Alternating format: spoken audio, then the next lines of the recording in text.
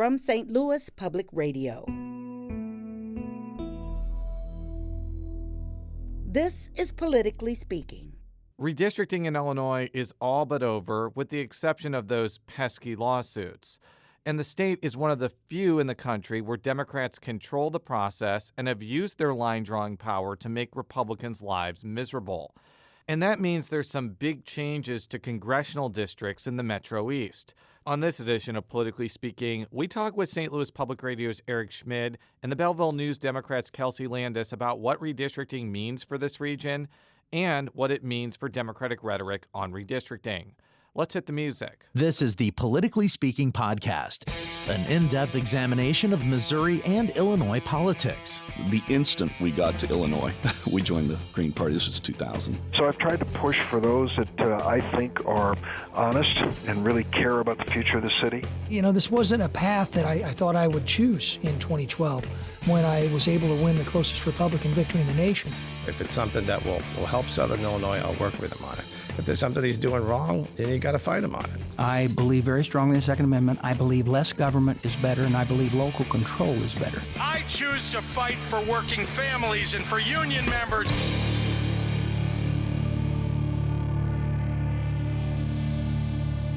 And welcome to Politically Speaking. I'm your host, St. Louis Public Radio political correspondent Jason Rosenbaum. We have two great Illinois-based reporters in the studio, which means I guess we have a quorum of Illinoisians here. I'm not, although I don't know if either one of you are from Illinois. Illinoisans.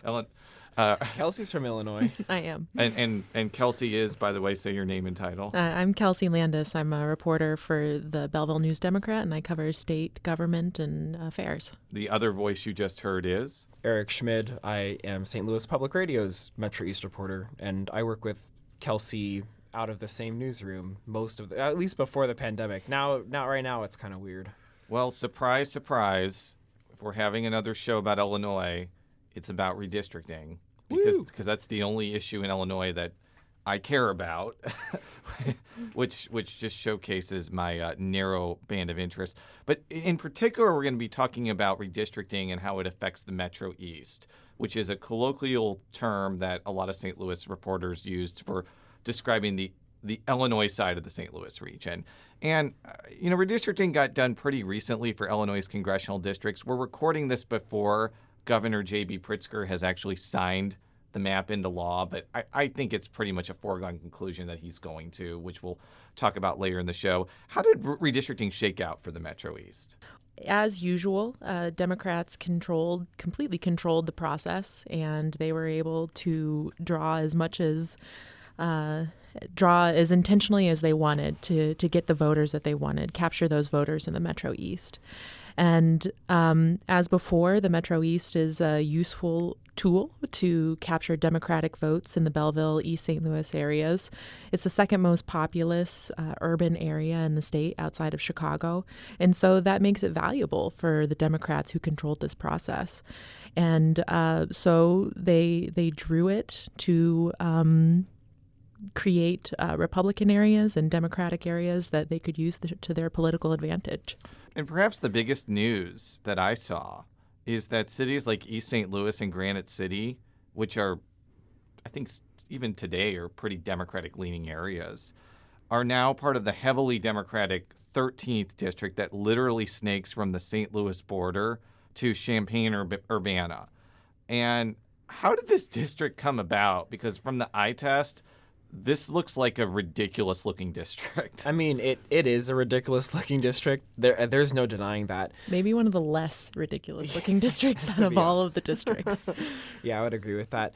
This district came about to secure a heavily Democratic-leaning downstate district. And so this goes, as you mentioned, from East St. Louis and Belleville up through Granite City, all the way over to Collinsville, up through Edwardsville, and then it swings up to Springfield, over to Decatur, and then up to Champaign-Urbana area.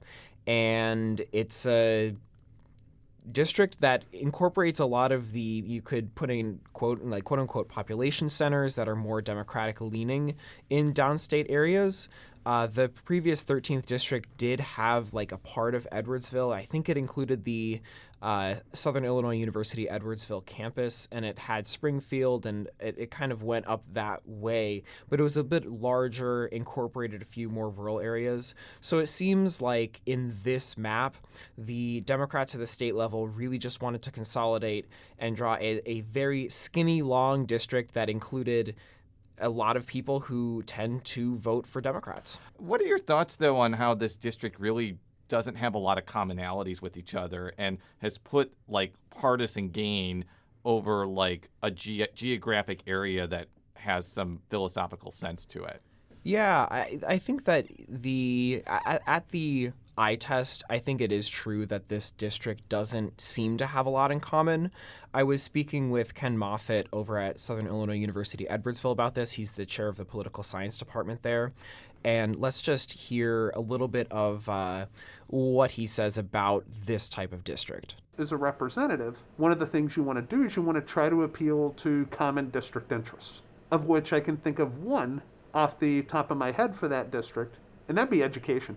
And I think he's really right in that. In there are a lot of educational institutions there. You have Southern Illinois University Edwardsville, the medical campus is incorporated in that, University of Illinois, the main campus in the Urbana-Champaign area, plus University of Illinois Springfield, and then there's also Millikan in Decatur. So you could, as a representative, really hit hard on higher education issues of education access, the types of bills that would make going to college easier or more affordable. That could be a way to build consensus among this large district that doesn't seem to be very similar.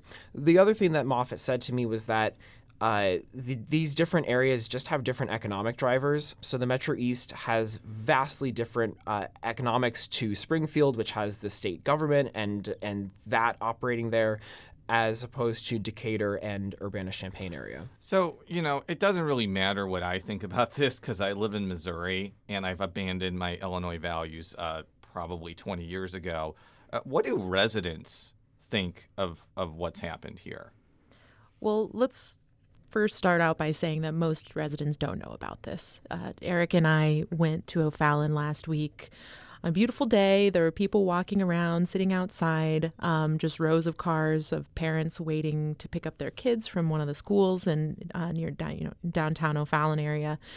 We approached probably more than a dozen people. Yeah, about that many. And not a single one of them, other than the mayor, who we interviewed, knew about this. And frankly, didn't care. When we told them about it, they understood it, but yeah, I think it just wasn't front of mind. So let's play a medley of some of the people that you talked to. The first is somebody named John Greenstreet. In that this is the first time I've heard about it, it probably isn't very high on my radar as an issue that I'm concerned about. I don't think the maps have a whole lot to do with our leaders not being representatives of us. I think it's a much more systemic issue than a mapping issue. And here is Charlie Cook. I don't like the way it seems to be split up by demographic. That seems intentionally unfair. I don't necessarily mind the idea of it being split up if all of the sections are being represented equally, but if they're being split up by partisan lines or by racial lines, then that does not seem like it's provoking a lot of fair representation. And Ellie Gillespie. So really, less than a mile away, you have two different congressional districts. Really? So two different congressmen will represent you and your neighbors. Oh my gosh. Yeah, I think to a little bit of context, John Greenstreet owns Bike Surgeon in O'Fallon, and Charlie Cook owns the Happy Bakery, and that they're closer to downtown. And Ellie Gillespie was a wonderful woman who we met on the street who is more than generous with her time. But all three of them were saying similar things of like, this is not something I'm tapped into. This is not something I'm necessarily really paying it very, very close attention to. For most people, their congressional representatives, their state representatives, probably even their local alder people or council members are not something that is front of mind when they're thinking about their relation to government. And those people typically don't come in until they're like a last resort if somebody is facing an issue that that they can't get solved. I mean, you can think of somebody who's looking for healthcare access or somebody who's looking for like rental assistance. Your first call isn't going to be to your council member or your state rep or your congressperson. It's usually going to be pretty low on the list. It'll be like the last resort to get some attention. So you talked to someone named Jim Nolan. Who is this person, and what was his reaction to this district? Yeah, Jim Nolan he's a political science professor at the University of Illinois, but before that he was a state rep in the Illinois State House. He was part of the GOP, and this is like 50 years ago. While ago. Mm-hmm. So back when Illinois Republicans were winning like the presidential electoral votes. Yeah, and when things were not quite as polarized in Illinois and in the nation. So here's a clip from Nolan. This district looks worse than the original Salamander by Elbridge Gerry in the New England back in the post-revolutionary era that gave us the word gerrymander. And this is worse than a salamander. It's a worm. Regardless of the shape, they are ridiculous shapes. You can look at it and see that. But the point is that these were drawn intentionally by Democrats to, just as in Republican-controlled states, to elect a Democrat or to elect a Republican. And that contributes to polarization. It pushes candidates further to the right or to the left, and it squeezes moderates out of the process, and it works. I mean, yeah. So who's going to run for this seat? There's no incumbent right now, as we're going to talk about in a minute. Like who is poised to be the next congressperson from the 13th district? Well, so Nikki Budzinski was originally intended to run against Rodney Davis, the current U.S. rep from the current 13th district. He was drawn out of that district, and so Budzinski now falls into the new 13th congressional district. She's from Springfield. Is there any possibility that there could be a major Republican candidate in this district? I know it's like a plus 13 district now, but that's based off numbers from 2020 when Joe Biden was still very, very popular, especially in Illinois. It's possible those numbers could drop and, it could be a competitive district, or am I totally wrong on that? No, I think it could. I mean, I think that right now you see a lot of, and people we talk to think it is a fairly safe Democratic district, but I think you see a candidate who's not from the Metro East, from one of the most populous parts of this new district, and you could see a Republican from Madison County run for this, a Republican from another more conservative area of the district. I would say that it is true that this is as you said, like a plus 13 district based off of the 2020 results. But if you look at other statewide elections going back to 2018 when Pritzker won versus Rauner, and you're looking at even the attorney general race, which Raul beat Harold in that, the margins there are still favorable to Democrats. So I think of course, like in the 2020s, as I talk with my brother pretty consistently about, the rule book is kind of thrown out the window. I don't think that anybody who says, oh yes, this is exactly what's going to happen, I don't believe anybody who says that. But I would say that this is a more safer Democratic district than some of the others in the state. But you're right, it could always, if there is a really, really good top line ticket Republican that can really What turn about out. Erica Harold? Doesn't she live in Urbana? Couldn't she run for this seat? She could. She lost to Kwame Raoul by 12 points in 2020, but I know she also ran against Rodney Davis too, so I'm not sure that Davis is super high on her, but I mean, that's actually not that bad of a result given how poor the Republicans are. She seems like she would be a credible candidate for that if she wanted to do it, but I guess we'll have to see. Well, let's talk about Rodney Davis, because he used to represent the 13th district, which was a perennially competitive district. But now he's been put into this very creatively drawn 15th district. What happened here? Oh, the 15th district. It's like 35 counties. It's, for people who are listening, the worm that we describe as the 13th district, it kind of goes up, and then the 15th district envelops all the space like a around backwards it. C with a just a yeah.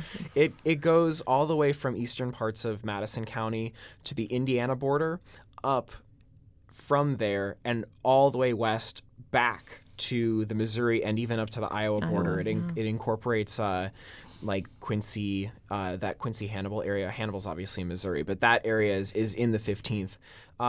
There's some speculation that the state Democrats drew this district to try and give Davis a district to represent that would be easier for him to win and would also preclude a statewide run against Pritzker or against other candidates. I mean, Rodney Davis is a very, very successful political figure. I think a really good example of that is the results from 2018 to 2020 when he faced off against Betsy Dirksen Londrigan twice. And in 2018, it was a razor-thin margin. In 2020, he pretty much obliterated her in all of the counties. He's a very, very adept at turning out votes and connecting with people who are in his district. Yeah, it almost seems like Illinois Democrats were being a little bit too cute by half here. Like, they're trying to prevent Davis from running for governor.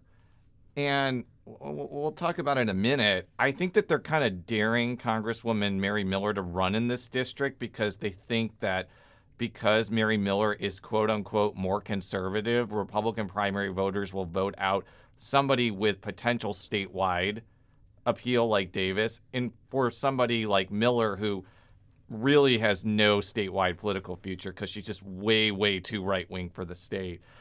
Is that an incorrect assumption, or am I kind of hitting the nail on the head about what Illinois Democrats were thinking here? I think they were very intentional. I mean, if you look at this map, Mary Miller and her family own a farm and a hog farm. And if you look at the map, there's just a little tiny blip at the very top of the the bottom of the new 15th district, and that's her home. And so it was very intentional that they drew her into the same district with Mike Bost. So here is Davis's reaction to all this redistricting drama. You don't have to look too far than just, eyeballing this congressional map to see the gerrymandered mess that it is. But even with that gerrymandered mess, Democrats ought to be very concerned that they didn't make some of those districts throughout downstate Illinois and the collar counties and the suburbs Democratic enough. I think we can really win some of those districts, not at the end of the decade. I think we can even do it at the beginning of this decade. And we'll kind of talk about this near the end of the show, but that actually has been an observation by some redistricting experts that even though I think this is one of the most brutally gerrymandered maps in the country, it actually could have been worse. And the fact that it wasn't worse leaves Democrats vulnerable for this backfiring at the end of the decade. What do both of you think about that? I talked with a political consultant about the maps, specifically the potential of a map that would create 15 Democratic seats and 2 Republican seats, and he basically said that's ridiculous, that's crazy. It would require even more extreme gerrymandering. I mean, going down like the width of a block to get this house and that house and others in there, and making a map that is that heavily partisan is probably even more perilous than what we have, which is a quote unquote 14-3 map, because it really relies on knowing knowing that people are going to act the way that you think they are, and in politics that's just not the case. We have no idea how people are going to act. I think that Davis does have a point, and he was specifically talking about after the results of the Virginia governor's election. He was saying we have a shot at taking some of these districts if we have a strong candidate at top, if we're running on the right messaging, if we're doing the right things to get at the issues that people are interested in and care about. I will go back and say that the partisan tilt is there in these districts, and that it's not a foregone conclusion that the Democrats are going to win 14 seats, but it's also not a foregone conclusion that the Republicans are going to completely outperform in these districts. I mean, the first midterms is going to be quite wild, and honestly, I have no idea what's going to happen. I totally agree that you can't predict how people are going to behave, but you can. The technology exists, and that's exactly what the politicians are doing here. And it works. It works. Gerrymandering works, and that's why they continue to do it. That said, the draws are getting harder in Illinois because you have places like the Metro East becoming increasingly conservative. And in downstate Illinois, you've got Carbondale, and that's about it as far as Democratic voters go. And after this break, we'll talk about an example of gerrymandering gone horribly wrong right after this message. And we're back on Politically Speaking with Kelsey Landis of the Belleville News-Democrat and Eric Schmid, St. Louis Public Radio's Metro editor. So I alluded before the break that we're going to talk about an example of gerrymandering gone wrong, and that is the old 12th Congressional District, because this is actually a district I've covered 3 times. And this district was drawn to be a Democratic district in 2012. And it was, because Bill Enyart beat Jason Plummer in a very nasty and very good night for Democrats overall. But then 2 years later, Mike Bost, a state representative from Murfreesboro, defeated Enyart and has been able to keep that district in Republican hands ever since, to the point, like right now, it's a safe Republican district. How did redistricting shake out for him? Because it's a really interesting situation where if Bost is able to win his primary next year, he will never face a tough election ever again. Yeah, I mean, the 12th district looks pretty nice for Mike Bost. I mean, actually, when you by eye, it is actually one of the more logical looking districts because it sort of does have 3 sides to it, with some little blips here and there. But it looks good for him. I mean, Mike Bost is generally popular. People like him. They know him. They've known him for decades. They know his family, and it would be hard to beat him. So I'm going to play a clip now from Bost's appearance on Politically Speaking in 2018, which I think may explain his appeal and may explain why he may have the edge over someone like Congresswoman Mary Miller. It was vitally important that I went and knocked on the door. As they opened the door, I stuck my foot in the door and I said, "Hi, I'm Mike Bost. I'm running for state representative." And they would say Republican or Democrat, and I'd go Republican. They'd try to shut the door. My foot was already in. And I said, "Hear me out. I'm pro-life. I believe very strongly in the Second Amendment. I believe less government is better, and I believe local control is better." And many of them would go, "Well, you believe like I do." And I said, "Yeah, but I'm a Democrat." "Right. Why are you a Democrat?" And here's what they'd say. "Mom and Dad were, or my unions told me I need to be." And I could say, "I'm a union firefighter. My grandparents, my grandfather on my mother's side are all union coal miners. I understand the importance of unions." That, over the years, has made it to where, the idea of a representative form of government is just that. You represent the people. So we mentioned before that Mary Miller, who replaced John Shimkus in this vast Southern Illinois 15th district, isn't drawn in the same district with Bost. But having followed Bost pretty closely, I think she would be the extreme underdog in that race. There's very little that she would be able to differentiate herself with, maybe with the exception of part of that clip that Bost is pro-union and she's not. But I'm not sure being anti-union would really help her very much. And the unions are a lot weaker in Southern Illinois now than they used to be. It's not as much of an issue as it used to be. The manufacturing is gone in a lot of ways, and so it's kind of a non-issue, although it still does make him popular with people of an older generation, I think. And people do say that Miller is the underdog, but she is a Trump candidate. And we know that we can't predict what voters think, but we really can't predict the behavior, like the success of a candidate like that. That said, Mike Bost is he's an incumbent multiple times. People recognize his name. He would be hard to beat. And he's told me that he's called Mary Miller before and to ask what her plans are. Yeah, that was what are her plans? She hasn't said, and she hasn't told anybody. I mean, even in her own area, from what Mike Bost told me when I was on the phone with him the other day, he picked up support from a couple of Republican precinct committeemen because they hadn't heard from Miller about what she wanted. So let's just get the elephant out of the room here. Even though Bost is quite conservative, and like Miller, he voted against the electoral votes in Arizona and Pennsylvania, he's just not seen as controversial as Miller. Miller gained a lot of bad press on January 6th, where she made some speech where she made an allusion to Hitler, which was just crazy. And if I'm a national Republican figure and I have to choose between Davis or Bost, who have won competitive elections over the last 10 years and have helped keep the House in a position where Republicans can win it back, versus this frankly fringy character that's going to be an embarrassment, I'm going to choose Bost or Davis. Now, the question is, would Illinois Republican primary voters choose? And that's a whole different question. I mean, there's a couple of elements here. I think that what Miller did was wrong, and I think a lot of people think that what she did was wrong when she cited Adolf Hitler during her speech on the Capitol steps the day before January 6th.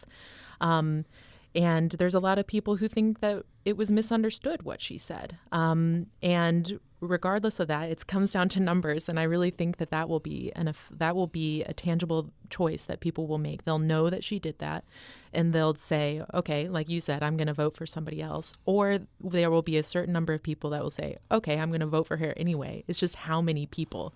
And I think they might be in the minority. I think also something to keep in mind here is that from my place of observation, Mary Miller has the same moldings of a Marjorie Taylor Greene, a Lauren Boebert, these very, very right-wing firebrand figures, except in that Mary Miller is not somebody who I have seen to actively occupy that provocateur space that these other women in Congress have. And that is she's a grandmother, and she's a farmer. Yeah. And from what I've heard from people who know her and worked with her, I've never spoken with her. She doesn't respond to my requests for interviews. But from what I know, people who know her, this is not who she is. She's not a Marjorie Taylor Greene. She's a pretty friendly grandma person. Well, and what I was going to say is, like, those types of figures have captured a certain element of the hardcore conservative rights part of the Republican Party, and that is a strategy for sure. But if you're not stoking it, it can be difficult to maintain that. So let's talk about the bigger picture. Whenever we've talked about Illinois redistricting, we've talked about, how Illinois is kind of an outlier in this Democratic national rhetoric about fair redistricting. So we don't have to beat that horse to death. Although I would love to, because it's frustrating. It's pretty glaring. But you know what? As I said before, if you look at all of the maps that have been drawn so far, even Republican maps, I think that the most partisan is probably North Carolina, but I think Illinois is 2 or 3, depending on your perspective. What are people saying about how redistricting went down? I think it's exactly that. Illinois gerrymandered as much as they could, maybe not as much as they could, but as much as they could, quote unquote, within reason. Again, going back to Jim Nolan, he was pretty fired up when I spoke with him. He's a fun person to talk to, and here's kind of what he said about the maps. Yeah, it's an abuse of democracy, really, because it treats the individual citizen as a pawn in a game. I predict that sometime in the coming decade, the Supreme Court, out of embarrassment for democracy, will have to jump back into this political thicket. I completely disagree with him there, and I'm sure you're about to get to that point now. I think the Supreme Court has spoken on this issue, and they're not going to get involved in partisan gerrymandering unless the state acts, basically. Yeah, well, I mean, what he was saying there is that this, with the Supreme Court in 2019 saying political gerrymandering is basically okay, he's saying that opened up the door for states like Illinois, states like Texas, states like New York, all these places that haven't really tried to do extreme partisan gerrymandering. It just said, hey, it's okay, you can do this. And I think that what he was saying to me, and what I agree with him on there about, is the whole idea of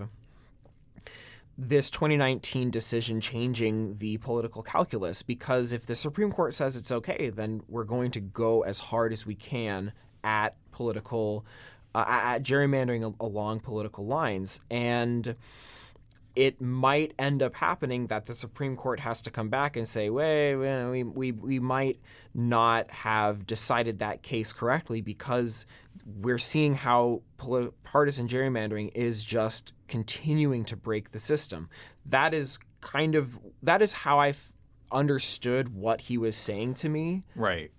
Yeah, but this is also another clip from him where I think he points out that he thinks that these maps may actually survive a court challenge. Absurd as the maps look, they probably will pass legal muster on racial minority grounds and equal population grounds, with the Supreme Court in 2019 having said that partisan gerrymandering is not a justiciable issue. Okay, I said on a previous show, I totally understand the mindset that Illinois Democrats should not unilaterally disarm when Republicans in Texas and North Carolina and Georgia and Florida are not unilaterally disarming either. I think that is a fine argument to make, and I think that is a perfectly rational argument to make. And I will just also add, Illinois Republicans have been doing terribly electorally, and they have not earned the right to have an equal say in redistricting. So I want to make that clear before I make my next point. What I have a lot of problems with as a Missouri political reporter is just the disingenuousness that Illinois Democrats have tried to rationalize. And one of the most noticeable things that I've seen came at the beginning of the process, where Illinois Speaker Emanuel Welch happened to brag that their state was on a higher moral plane than states like Missouri. And he said to Politico, you don't hear them calling for these independent commissions in Wisconsin, Indiana, Kentucky, or Missouri, states that are gutting the working families. So it's a partisan issue. The problem with that quote is Missouri does have a commission for state legislative redistricting, and that commission's going to deadlock, and appellate judges who are not elected are going to draw the lines most likely. So just on the state legislative one, I know we're talking about congressional ones, Missouri's system is inarguably more fair to the minority party than Illinois. Why are they making these arguments that are so easily disprovable? It's because they can. I mean, frankly, no one's paying attention, and people don't know. You and I, the three of us are paying attention. Your listeners might be paying attention, but we're in the vast minority, as our reporting showed.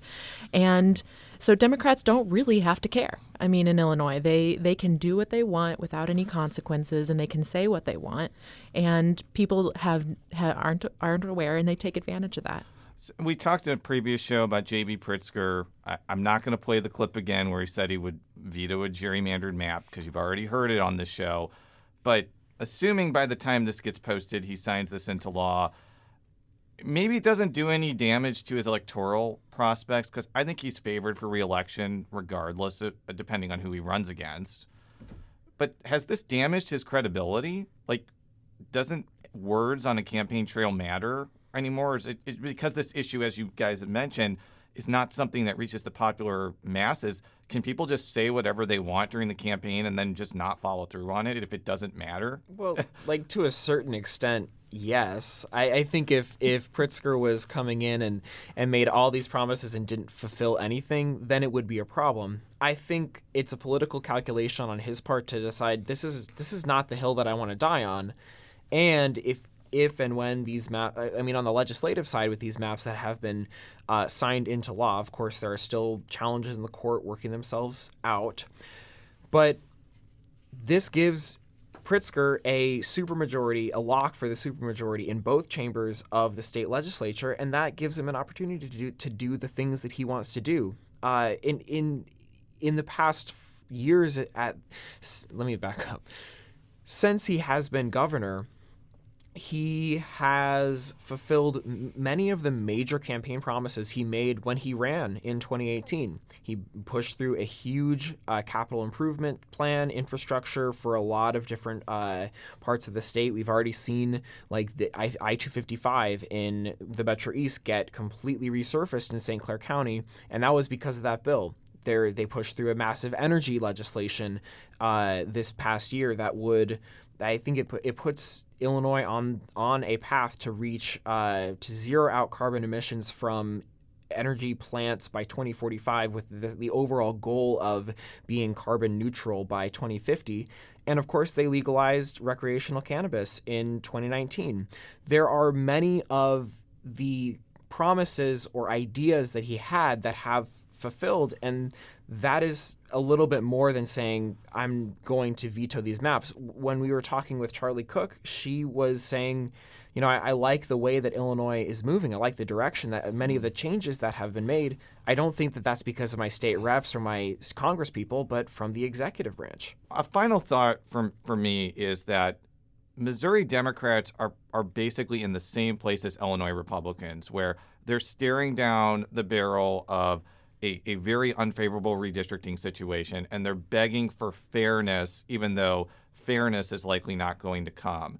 And one of the things that they often say about, you know, when Republicans are like, well, why should we go easy on you? And Illinois Democrats didn't go easy on Illinois Republicans. They're like, well, you know, we need to just have overall change on a national level to change states like Illinois. To which I would retort, that's not true.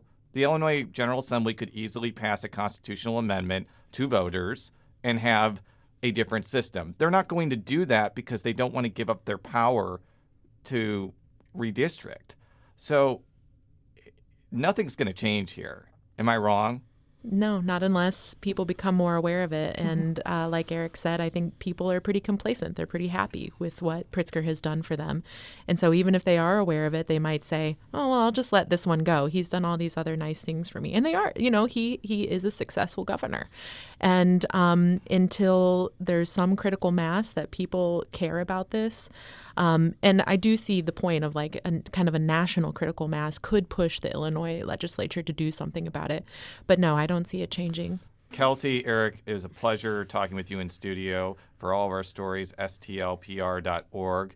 Politically Speaking is a product of St. Louis Public Radio, which is a part of the University of Missouri-St. Louis. You can follow me on Twitter at @JRosenbaum. You're not really doing much on Twitter. No. So don't follow him on Twitter. You can find my stories on our website, stlpr.org/people/Eric-Schmid. And Kelsey, in addition to your social media, how can people read your stories? Now you can go to bnd.com, as in Belleville News Democrat, bnd.com. And I'm on Twitter at Kelsey Landis. Thank you very much. And until next time, so long.